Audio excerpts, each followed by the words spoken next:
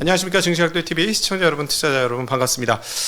작년 이맘때 한국에서 제일 바쁘신 분 한 분을 뽑아보라면 바로 이분이셨을 텐데 지금 딱 1년이 지났습니다. 과연 1년 지나서 상황이 어떻게 됐을까 너무 궁금해서 모셔봤습니다. 네, 러시아 전문가시죠? 상명대학교 유한수 교수님 모셨습니다. 어서 오십시오. 네, 안녕하십니까? 네, 안녕하십니까? 예. 드디어 러시아 우크라이나 전쟁이 많은 사람의 예상을 깨고 1년이 넘었습니다. 그렇죠. 한국에 소위 말하는 이제 좀 죄송한 말씀이지만 그 밀떡 분들은 금방 끝날 것처럼 얘기했고 마치 우크라이나가 뭐 엄청난 공세와 힘이 있어서 금방 끝날 것 같았지만 딱 나오셔서 그때 우리 교수님은 아니다, 오래 간다. 오래 간다고 말씀하셨고, 그리고 러시아는 장기전의 명수다. 뭐 5년도 길지 않다. 뭐 이런 톤으로 다 말씀해 주셨었어요. 근데 실제로 진짜 지금 현재 언제 끝날지 모르는 상황이 되고 있는데 지금 어떻게 봐야 할까요? 지금 현재 상황들을. 사실은 그 미국이 가장 큰 수혜자죠. 수혜자. 그 자기 영토에서 전쟁이 안 일어나고 그다음 미국 젊은이들이 목숨을 잃는 사태는 전혀 아니고요. 그래서 원래 그 미국이 의도했던 바가 러시아가 다시 유럽에서 강력한 강대국 내지는 제국으로 성장할 수 있는 힘을 완전히 빼놓는다, 그런 의미였거든요. 그래서 뭐 미국의 어떤 분들은 예를 들어 뭐 노엄 촘스키 교수 같은 경우는 미국이 유도해서 일으킨 전쟁이다 라고까지 말을 하고 있죠. 우리 촘스키 박사님께서는 원래 워낙 저 전쟁도 싫어하시고 조금 이렇게 정부에 대해서 약간 강력한 안티 세력이시기도 하죠. 자국에서 어떤 그 안티 아니면 뭐 옛날 그 소크라테스가 말한 것처럼 아테네의 그 아테네가 소라고 하면 등에 처럼 이렇게 그 된소리 아니면 쓴소리를 한다, 뭐 그런 입장을 취하시는 것 같은데요. 그런 면에서 미국이 이 러시아의 힘을 완전히 빼려면 가장 좋은 방법은 러시아가 패전하는 것인데 러시아도 기본 체력이 있기 때문에 패전은 하지 않을 상황이고 대신에 전쟁을 최대한 장기전으로 끌어서 계속 그 러시아라는 곰이 피를 흘려서 빈혈 상태에 빠지게 만드는 뭐 이런 전략을 추구하니까 아시겠지만 우크라이나의 그 방어 무기는 전폭적으로 지원하지만 공격 무기는 지원하지 않는 그런 입장을 취하고요. 러시아 같은 경우는 그 경제 제재가 가해졌을 때 많은 사람들이 러시아가 서방의 미국의 강력한 경제 제재를 버티지 못하고 주저앉을 것도 모른다, 뭐 그런 얘기를 했는데 말을 들어보니까 그 2010년대 이후로 러시아도 상당히 그 대비를 많이 해왔다고 하더라고요. 서방의 제재를 받으면서 휘청거렸던 경험이 있기 때문에 그에 따라서 그 대비를 해와서 경제 제재를 극복할 수 있는 기본 체력이 몇만큼 쌓인 상태이기 때문에 많은 전문가 예상과 달리 그 제재를 잘 넘겼고 그러면서 전쟁을 장기전으로 지속할 수 있는 어떤 그런 힘도 있는 상태이죠. 그러니까 이거 무한정 길어지면 러시아도 큰 출혈이 되겠지만 1년 정도는 뭐 충분히 버틸 수 있고요. 이런 상태로 가다면 뭐 2, 3년 될 가능성이 있는데 그 더 길어지면은 문제가 되겠지만 아직까지는 러시아의 기본 체력이 남아 있는 상태로 보입니다. 아직까지도 한 2, 3년까지도 전쟁을 끌고 가도 러시아는 버틸 수 있다. 사실은 내용상으로 보면은 지금 러시아 우크라이나 전쟁이긴 합니다만 사실 우크라이나가 어떻게 러시아하고 대항할 수 있는 군사적 체력이나 힘이 있겠어요. 따지고 보면 대리전인 듯한 느낌 많이 들고, 또 어떤 측면에서는 우리 6.25 같은 동족 산잔의 비극 아닌가 하는 그런 느낌도 많이 드는데 이건 어떻게 보십니까? 그러니까 사실은 러시아와 미국이라고 하는 두 강대국이 이해관계가 맞지 않아서 충돌을 한 셈인데 전쟁터는 우크라이나가 되고 실제로 죽어가는 사람들은 우크라이나 민간인들이라는 상황이죠. 그러니까 이런 그 비극이 돼서 사실 지금 말씀하신 것처럼 미국과 그 러시아의 대리전에 우크라이나가 큰 비극을 겪고 있는 상황인 겁니다. 그렇죠. 그리고 거의 그 동족끼리 싸우는 거 아닙니까? 그렇죠. 사실은 우리가 민족이라고 했을 때 국가로 나눠졌을 경우에 다른 민족이지만 네. 우리가 뭐 언어라든지 문화라든지 역사라든지 종교가 동일하면 아니면 비슷하면 하여튼 하나의 민족으로 인종으로 묶는데 그런 의미에서 러시아와 우크라이나 사람들은 하나의 민족이었죠. 그러니까 이게 이 동족이 왜 이렇게 싸우게 됐나? 근데 동족이 싸우면 훨씬 더 우리나라도 보면 무섭게 싸우는 경우도 있거든요. 그렇죠. 예. 예. 이게 오래도록 쌓인 거죠. 다시 한번 역사적으로 그걸 한번 예. 검토를 해볼 필요가 있을 것 그러니까 사실은 같아요. 국민국가가 18세기, 19세기에 생겨나고 지금은 이제 가장 주도적인 형태가 됐죠. 네.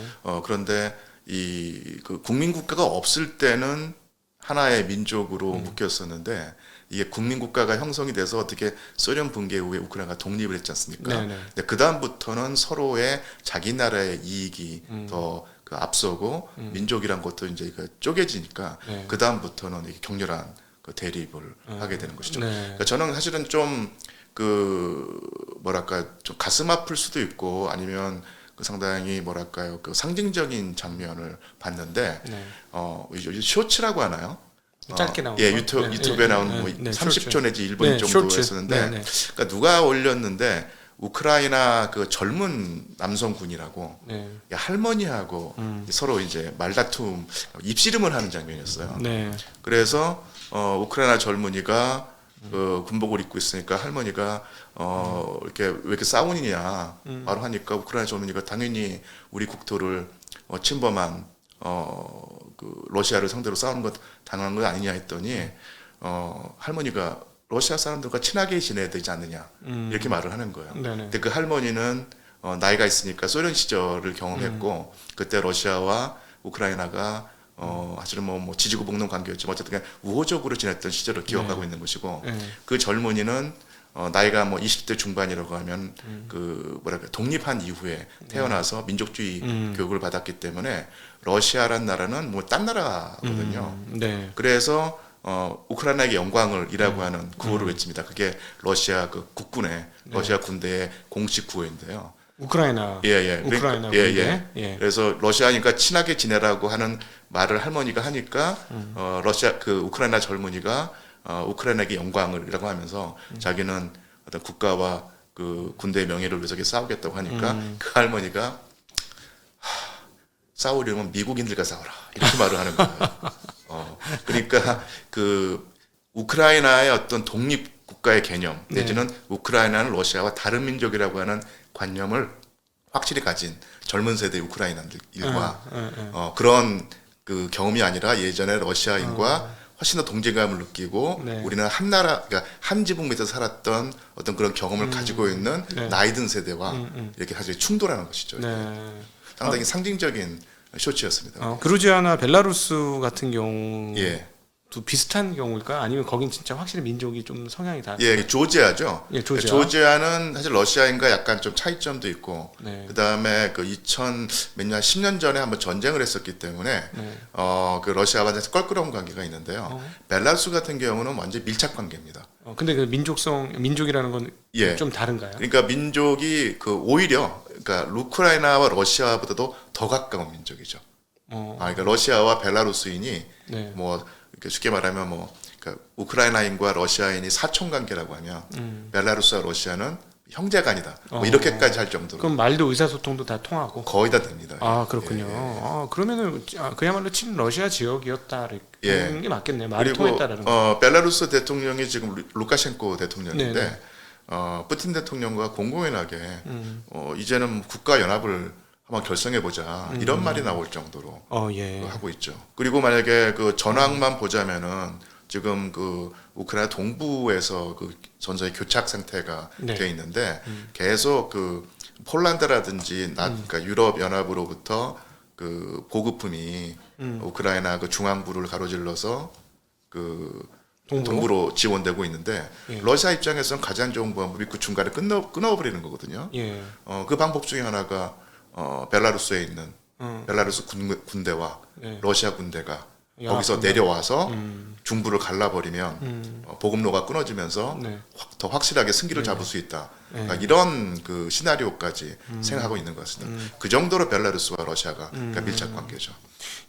지금 현재 크림반도까지 연결되는 육로 연결지는 아직 끊어진 게 아닌 거죠? 아니죠. 만약에 그게 끊어지면 러시아로서는 정말 뼈아픈 손해가 되겠죠. 네네네. 그거를 제대로 지금 방어를 하고 있는 거고, 우크라이나가 그거를 깨지 못하고 있는 상황인 거고, 그렇죠. 그런 상황이고. 오히려 지금 러시아가 공식적으로는 말하고 있지 않지만 계속 그 전황을 그러니까 그 주도권을 잡기 위해서 그 우크라이나군을 그 서쪽으로 밀어버리려고 하는 어떤 그런 그 반격을 또 시도하고 있고 그 바흐무트인가요? 거기서 지금 격전이 벌어지고 있는데 러시아 쪽으로 그 승기가 넘어간다는 그런 관측이 많이 나오고 있습니다. 네. 유튜브가 좋은 게 많은 정보를 얻을 수 있어서 참 좋은데 그 정보 중에서 정확하지 않은 정보가 참 많아서 근데 특별히 전쟁 관련 정보는 지금 와서 보면 참 정확하지 않았던 게 굉장히 많은 것 같아요. 저 그럼에도 불구하고 지금 최근에 독일 전차가 그 우크라이나에 제공됐다라는 거는 뉴스로 나온 거 보니 아까 이제 공격용 무기는 미국이 안 준다고 했는데 일부는 공격용 무기가 들어가 있는 거 아닙니까? 이렇게? 그러니까 상당히 뭐 게임 체인저라고 하죠. 그러니까 저는 뭐 그런 식으로 그 전황을 일거에 뒤집을 만한 강력한 그 무기가 그 우크라이나에 지원되지는 않고 있는데 그래도 지금까지 뭐 그 우크라이나의 전력을 높일 수 있는 무기로 지금 말씀하신 그 독일의 레오파르트 전차라든지 각종 무기가 지원이 되고 있는데 아마 이렇게 생각했던 것 같아요. 그러니까 봄이 되면 러시아가 강력한 공세를 펼칠 것이다. 그래서 그 공세를 막아내려면 우크라이나군의 전력이 올라가야 되는데 지금까지 그 지원한 무기로는 그런 방어를 못 해낼 테니 최소한 방어를 할 수 있을 만큼의 강력한 무기를 지원해야 한다는 것인데 그게 바로 이제 예를 들면 레오파르트 전차였던 것 같거든요.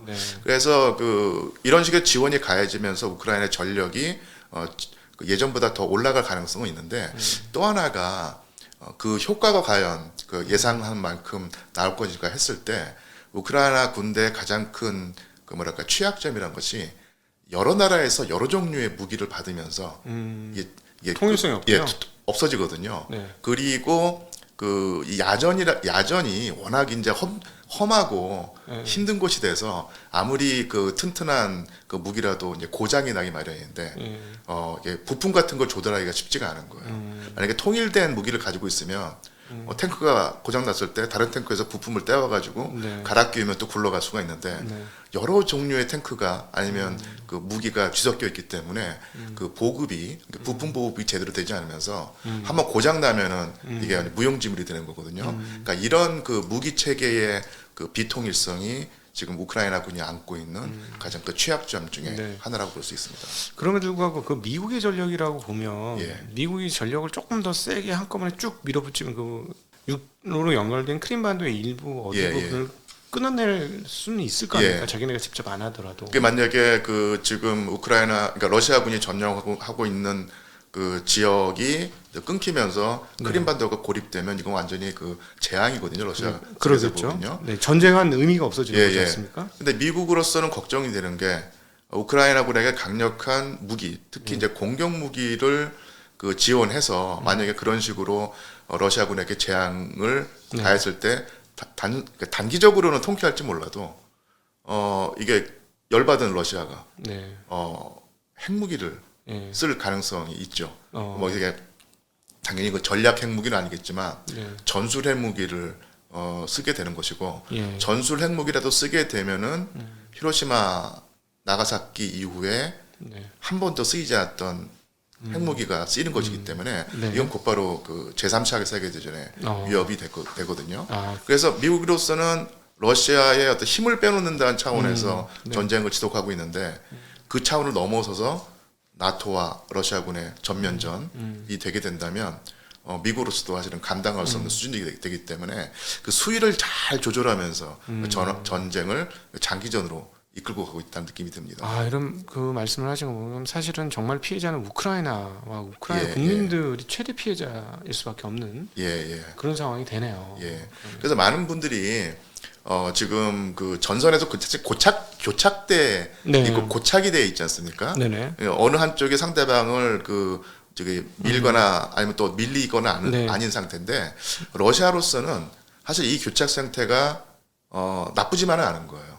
그러니까 러시아군이 확실하게 승기를 잡아서 더 서쪽으로 진격을 해서 더 많은 영토를 차지하면 좋긴 할 텐데 아마 그 기본 체력이 그렇게까지는 그 못 나갈 겁니다. 그러니까 이 우크라이나가 그 유럽의 그 국토 면적 제 2위의 국가이기 때문에 어마어마하게 큰 것이고요. 지금 러시아가 그 점령한 우크라이나 그 영토만 하더라도 이 남한 면적이거든요. 한 나라의 그 국토를 다 점령한 거나 마찬가지의 상태이고요.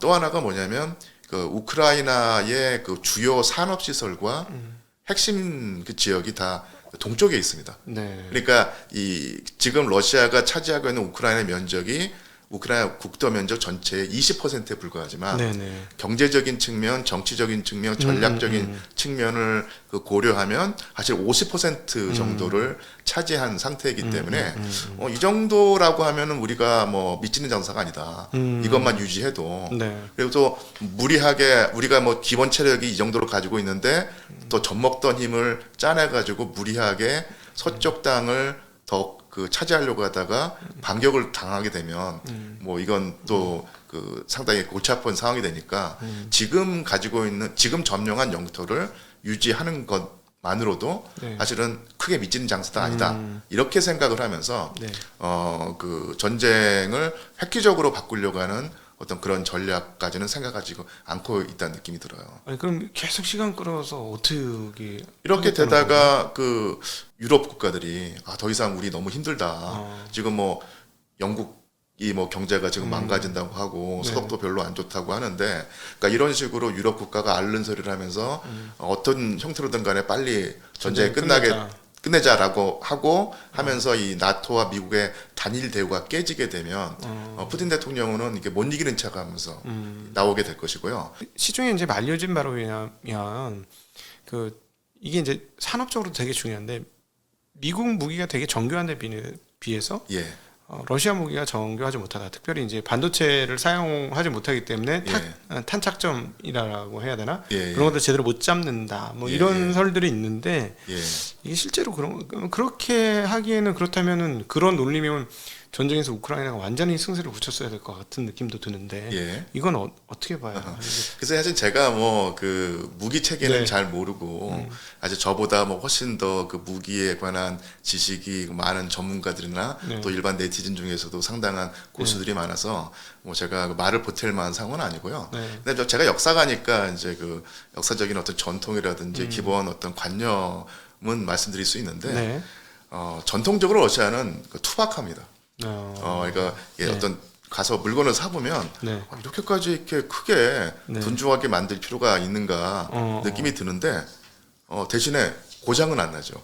아, 그래요? 단순하니까. 단순하니까 고장은 안 나고 그러니까 일상생활에서 그런데요. 아까도 말씀드렸지만은 이 그 전쟁이 벌어지는 전투가 벌어지는 야전이 워낙 이제 그 험하고 자연환경이 그 혹독해서 웬만한 우리가 일상적으로 쓰는 물건을 그냥 야전에 갖다 놓으면 금방 고장이 나거든요. 근데 그런 야전에서는 사실은 단순한 게 좋습니다. 단순한 게 좋기 때문에 내구성이 강해서 정교함이 떨어지는 측면 대신에 내구성이 강한 것이 바로 러시아의 전통적인 상품의 특징이었고 그 무기도 마찬가지였던 거. 최적이라고 하나요?